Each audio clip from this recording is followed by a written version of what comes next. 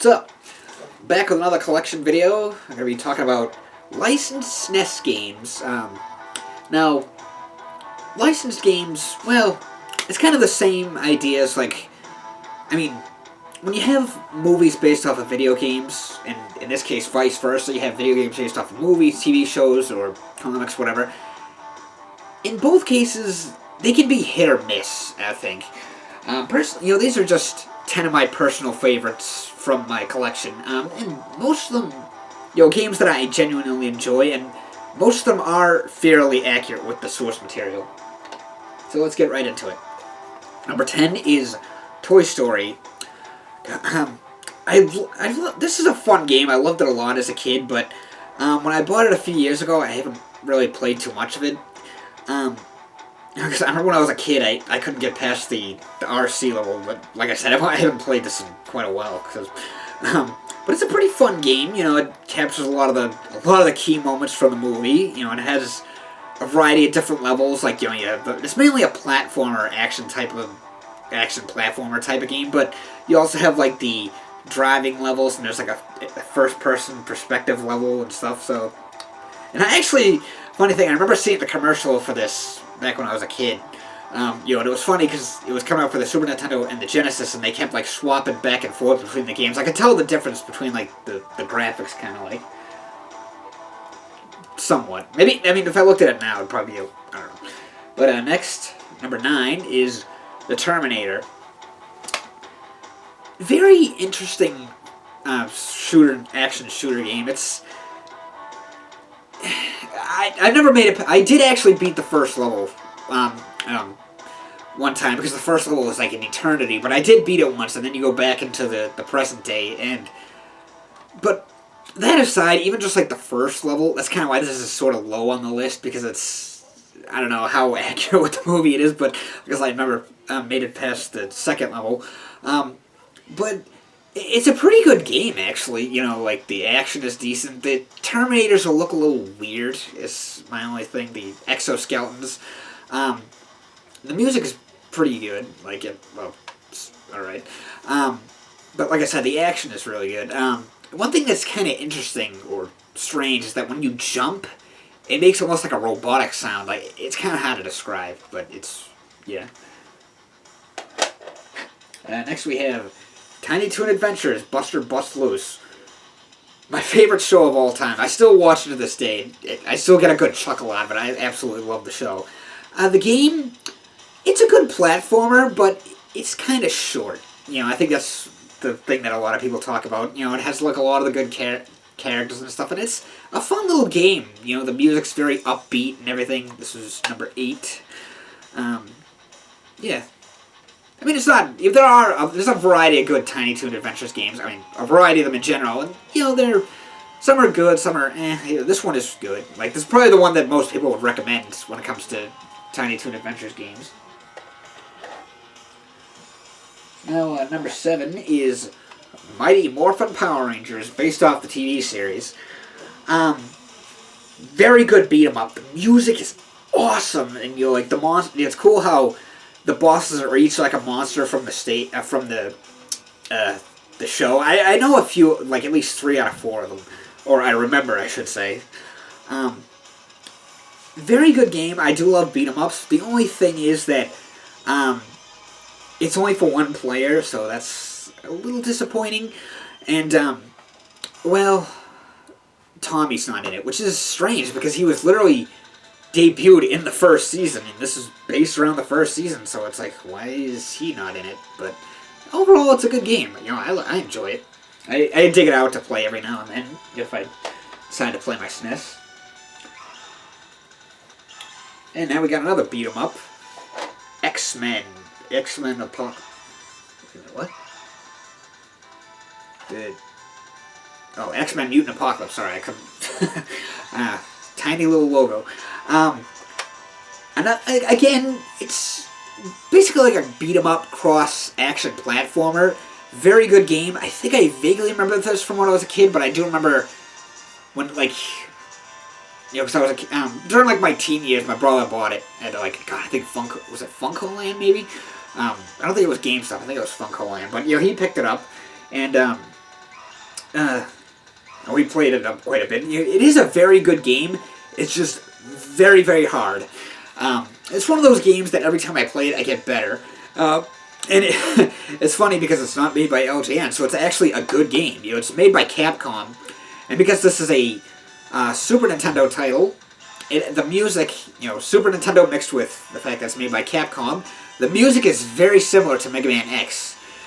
And I like how it's like similar to Mega Man games, how it's like there's a stage select type of thing, and you play as like a different character for each of them. It's Gambit, Cyclops, Wolverine, Psylocke, and Beast.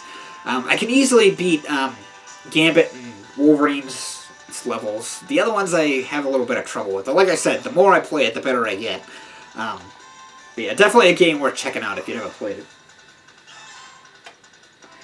Number 6, and now we got number 5. SWAT Cats. Now, I gotta be honest, this is a reproduction cart because the real thing is expensive. This was an awesome show. Actually, it's still awesome. It holds up really well because it's one of those shows that has like a good blend, or like a perfect balance, if you will. Like it's mostly action based, and there's like it's pretty graphic too. But there's also like some comedy thrown in there as well. The game is an action platformer, and the music is awesome. That's probably like the best thing about it. In fact, it actually has the theme from the show. There's two, because there was 2 seasons. The season 2 intro is in the game, and they use it for the title screen and also for like the flying levels, because there's like a like I said, it's an action platformer, but there's also rail shooter parts, which are a little can get a little hectic because the screen like spins, so it's a little odd, but it's pretty good actually. The other thing is that your main attack is like you shoot a projectile, but it's very short range. And I've never... it's a difficult game. It's not great, but it's not bad. Like I said, the music is probably the best part of it. Number 4, another comic-related beat-em-up. Batman Returns. Based off the movie, which was that 92, I think? I actually remember... Oh, no, maybe it was 91. Well, whatever, it's not important. But funny, I actually still... I remember seeing the commercial on TV as a kid when I was, like, 4 or 5, whatever. Now... Alright, anyway, I remember my brother... This is a very good game. I remember my brother renting it back in the day. And a funny thing, because, this was the early 90s. We didn't have, like, music streaming or, like, websites where you could, like, download video game soundtracks and stuff, but it was... My brother used to record, via tape recorder, he used to record music from games that he would rent, and we would listen to them before we went to bed and stuff, or to go to bed, too, just to have, like, background noise. And I remember this as one of the games that he recorded the music to, because the music in this game, it's very... It really fits, like, it's just, like, it feels like it's cut right from the movie, it's, like, it has that, like, that Tim Burton gothy feel to it, and it's a very cool beat-em-up, because it's, like, you can throw enemies, like, there's a variety of ways you can attack them. You can, like, slam them into each other, like, slam their heads together, you can, like, throw them into the background, like, if there's a wall or a window or something, and the bosses are pretty interesting. I don't think I ever made it past the 3rd boss. Maybe it was the 4th one. I forget. But anyway, the first boss is actually the clown from the movie with the taser, stun gun, whatever. And you actually do what you do in the movie, where he shoots the grappling hook into the wall and pulls a chunk out and hits him. You can do that to him. I never beat it, but I do remember that I think it's the second to last boss is the organ grinder, because I remember watching my brother play it when we were kids. And then number 3, Real Monsters, based off the cartoon series from Nickelodeon. Now I would consider this to be a hidden gem, because it's a pretty good little platformer. It kind of reminds me of Booger Man, like it has like kind of that same atmosphere, if you will. And you play as the 3 monsters, Ickis, Crumb, and Oblina, and you can switch between the three of them. Like, they're all on the screen, and they, they work together. They do, like, different, like combo-type moves. Like, I think one of them is that, I think it's Aekius, like, takes Oblina and then whacks one of Crumb's eyes so he can, like, see, like, off in the distance. Yeah, it's a good little platformer, actually. And like I said, it's very overlooked. It's probably one of the better Nickelodeon Super Nintendo games. It's definitely one worth checking out. I think you can find this pretty cheap, too. So, number 2, Super Star Wars. Now, the Star Wars Super Nintendo games, they really do capture a lot of the scenes from the movies. Like, this was one that I remember playing a lot as a kid. I think it was the first one my brother bought too, because I think they came out like in a specific order or something. But anyway, so I love like all the different variety this game has. Like you have the action platformers, and you have like the driving levels and stuff. When I was a kid, I couldn't get past the giant Womp Rat boss because I didn't realize you were supposed to use the lightsaber, and I was so used to using the gun. But and that's the thing, the bosses in this game, the bosses are actually in all these games, really. It's like they're almost, some of them are like good, but then others are kind of like, okay, that's a little different. Like you fight, like the first boss is the Sarlacc pit monster. I'm like, okay, that makes sense. And then it's like when you're inside the, you're inside the cantina, you fight the bosses, the thing from, when Chewie and R2-D2 are playing chess, and it's like that giant green skin thing with the long arms, like that R2-D2 plays. That's the boss. It's like, I don't know, I mean, maybe it is like a real species in Star Wars, who knows, but I don't know, it just seems a little weird that that's the boss. And then there's like the levels like where you're inside the sandcrawler and you fight some giant lava thing. And it's like, okay, so, but overall, it's a fun game. The music's very catchy, and it's like it has a lot of good cutscenes and stuff. Feels like it's literally feels just like the movie. I mean, granted, there are better games that came along over the years, but that's beside the point. When it comes to Star Wars, that feel like the movie. So, number 1, this one's probably obvious. Turtles in Time, or Teenage Mutant Ninja Turtles 4 Turtles in Time, or Turtles 4 Turtles in Time, whatever. I love everything about this game.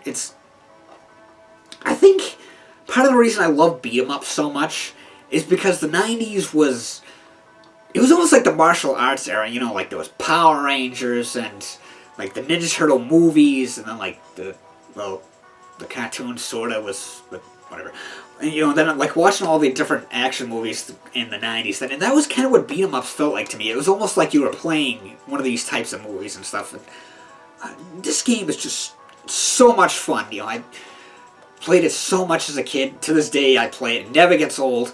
I always try and beat it on hard just so you can see the like the character outro thing where it shows like all the cast. There's so many characters in this that they put like from the cartoon, which is based off like the comic, and then there was like, you know what I mean. And a funny thing, the third boss, the Rat King, I forget the name of the vehicle that he's driving. I forget the name of it, but I actually used to have the toy of that as a kid. It's like he's in it, Baxter's in it, Bebop and Rocksteady, Toka and Razar. The list goes on, but this is, oh god, I absolutely love this game. Like I said, it never gets old. So, that's my top 10 list of my favorite SNES games. What are some of your favorite licensed SNES games? Even if, whether a game is good or bad, it's all a matter of opinion. A game could be notoriously bad, but it might still be a guilty pleasure of yours, or of anybody. I mean, there are bad games that are guilty pleasures of mine. So what are your favorite licensed SNES games? Let me know in the comments section below. And as always, thanks for watching, everybody.